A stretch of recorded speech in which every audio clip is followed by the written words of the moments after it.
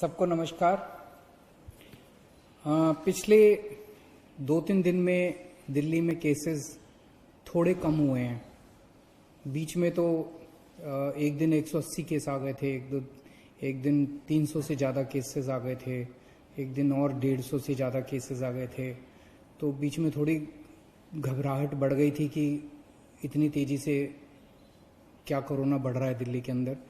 लेकिन पिछले 3 दिन में थोड़े से केस कम हुए हैं। अभी इसको और भी कम करना है और मैं अभी भी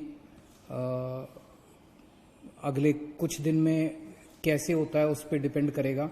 मैं उम्मीद करता हूं कि अगले कुछ दिन के अंदर केसेस और कम होंगे बढ़ने की बजाय। कल 67 केस आए थे और कल हमने ये जो 67 केस हैं 2274 सैंपल की टेस्टिंग में 67 केस आए थे। तो इसका मतलब बहुत तेजी से अभी नहीं बढ़ने लगा है। भगवान से प्रार्थना करता हूं कि आने वाले दिनों के अंदर ये और कम हो ताकि अपने को सबको कोरोना से मुक्ति मिल सके। एक मेरी आप लोगों से अपील है, कंटेनमेंट जोन्स जो हैं, जो हमने लॉक कर दिए हैं, सील कर दिए हैं, जो 71 हो गए हैं आज दिल्ली के अंदर। टोटल 71 जोन हो गए हैं कंटेनमेंट के, जो बिल्कुल सील कर देते हैं हम लोग। अंदर से कोई बाहर नहीं जा सकता, बाहर से अंदर नहीं आ सकता।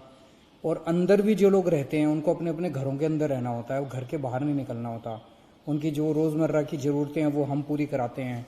वहाँ पे पुलिस वाले, लोकल प्रशासन बड़ी अच्छा काम कर रहे हैं और वो आपके लिए सारी ज़रूरतें पूरी करते हैं। लेकिन मेरी आप लोगों से विनती है कि कंटेनमेंट जोन्स में बाहर से अंदर और अंदर से बाहर तो हम रोक रहे हैं, लेकिन अंदर लोग सारी कोशिशों के बावजूद कुछ कंटेनमेंट जोन्स के अंदर लोग फिर भी गली में निकल जाते हैं, एक दूसरे के घर चले जाते हैं।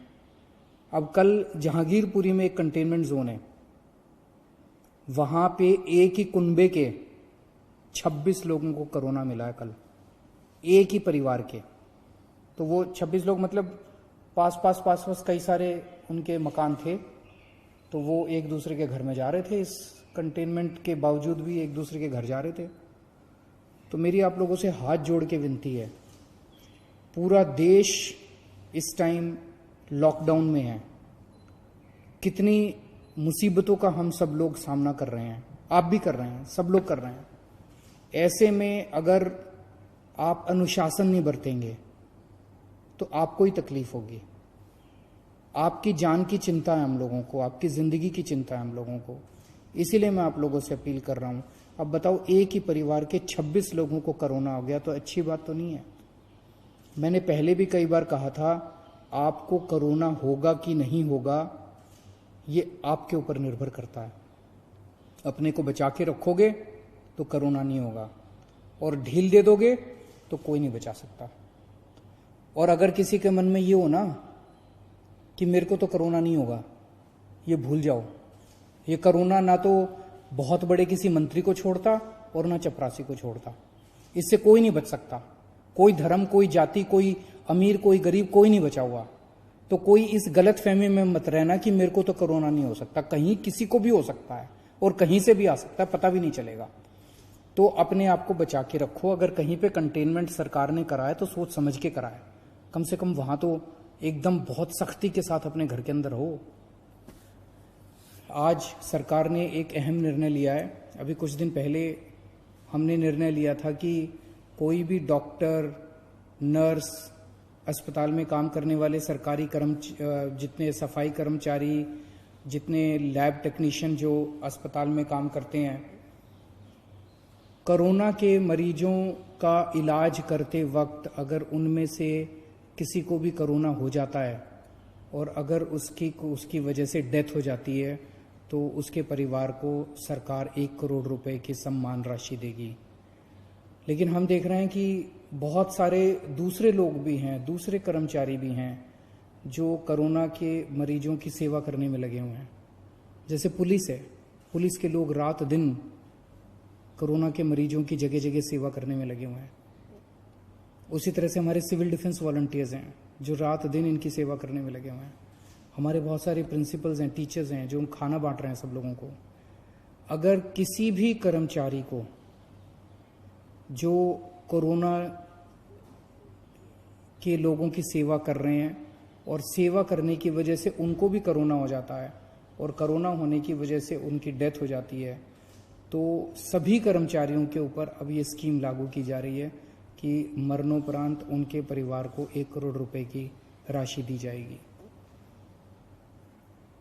आज एक ऑटो ड्राइवर का फोन आया, बहुत भाव विभोर हो रहा था, गला उसका बिल्कुल भरा हुआ था। मैंने पूछा क्या हुआ? बोला जी मेरे अकाउंट में 5,000 रुपये आ गए। और बोला कि मैं समझ नहीं आ रहा आपका किस शब्दों में शुक्रिया अदा करूं। कहता है कि किसी सरकार ने ड्राइवरों का ख्याल नहीं रखा, इतनी मुसीबत की घड़ी में आपने हमारा ख्याल रखा, आपने हमको याद किया। मैं किसी पे एहसान नहीं कर रहा, ये पैसा मेरा नहीं है, ये आप ही का पैसा है, आप ही के काम आना चाहिए और मेरा ये फ़र्ज बनता है जो कुछ मैं कर रहा हूँ। मुझे खुशी है आज हमारे ऑटो वाले, ग्रामीण सेवा वाले और जितने टैक्सी वाले, ई रिक्शे वाले, जितने ड्राइवर्स हैं, जितने भी, सबके अकाउंट में पैसे पहुंचने चालू हो गए हैं। 1 लाख के करीब अभी तक एप्लीकेशंस आई हैं, अभी भी वेबसाइट चालू है, एप्लीकेशंस आ रही हैं और कल से पैसे उनके अकाउंट में जाने चालू हो गए। जो लोग अप्लाई कर रहे हैं उनके जांच कर रहे हैं, हम उनके डॉक्यूमेंट्स की जल्दी जांच कर रहे हैं और उनके अकाउंट में पैसे जाने चालू हो गए हैं, 5-5 हज़ार रुपये हर एक के अकाउंट में। और पूरी दिल्ली के अंदर इस टाइम 60 मशीनें लगी हुई हैं हमारी सैनिटाइजेशन करने के लिए और दिल्ली के काफ़ी इलाकों में सैनिटाइजेशन हो चुका है। जगह जगह मशीनें जा रही हैं। आपको भी, आपके इलाके में भी आएंगे, लेकिन अगर आपको भी पहले कराना है अपना सैनिटाइजेशन, हमें ज़रूर बताइएगा, हम आपके इलाके में भी सैनिटाइजेशन मशीनों के द्वारा करा देंगे। दिल्ली में 71 लाख लोगों के राशन कार्ड हैं, सबको राशन मिल चुका है, कंप्लीट हो गया है। 7.5 किलो राशन 71 लाख लोगों को फ्री में मिल चुका है, वो कंप्लीट हो गया है।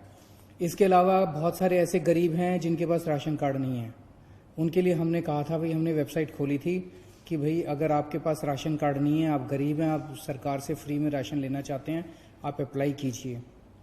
31 लाख लोगों ने अप्लाई किया अभी तक, उन सबको भी देंगे। उनको बंटना चालू हो गया, स्कूलों के जरिए हम राशन बंटवा रहे हैं उनको। 3.5 लाख लोग ऑलरेडी ऐसे लोग राशन उठा चुके हैं जिन लोगों को के पास राशन कार्ड नहीं था। 31 लाख लोगों ने अप्लाई किया, उन सबको भी हम राशन पहुंचा रहे हैं, स्कूलों में राशन बंट रहा है। इन सब चीज़ों के अलावा मैं हमेशा कह रहा हूँ, ये इतनी बड़ी त्रासदी है कि अकेले सरकार कुछ नहीं कर सकती। आप सबका जब तक साथ नहीं होगा हम कुछ नहीं कर पाएंगे। मुझे बहुत खुशी है, मैं सोशल मीडिया पे देख रहा हूँ और इधर उधर से पता चल रहा है, बहुत सारे लोग हमारी भी पार्टी के, दूसरी भी पार्टियों के, समाज सेवी संस्थाओं के अच्छे काम में लगे हुए हैं। कहीं पता चलता है किसी को कि यहाँ कोई भूखा है, यहाँ पे किसी को मेडिकल हेल्प की ज़रूरत है, मैं देखता हूँ कि कोई ना कोई आदमी वहाँ पहुँच जाता है। ये धर्म का काम है, ये पुण्य का काम है, यही इंसानियत है, यही सच्ची भगवान की पूजा और यही सच्ची देशभक्ति है। इस टाइम कहीं आपको कोई आदमी दुखी मिले किसी भी वजह से, उसके दुख को दूर करने की कोशिश करें। और मैं उन सब लोगों को सलाम करना चाहता हूं जो इस दुख की घड़ी में एक दूसरे की मदद कर रहे हैं। और मैं भी 24 घंटे आपकी सेवा में हाजिर हूं, 24 घंटे रात दिन हम लोग लगे हुए हैं। कभी आपको किसी चीज़ की ज़रूरत हो, बेहिचक आप मेरे से संपर्क कर सकते हैं। बहुत बहुत शुक्रिया।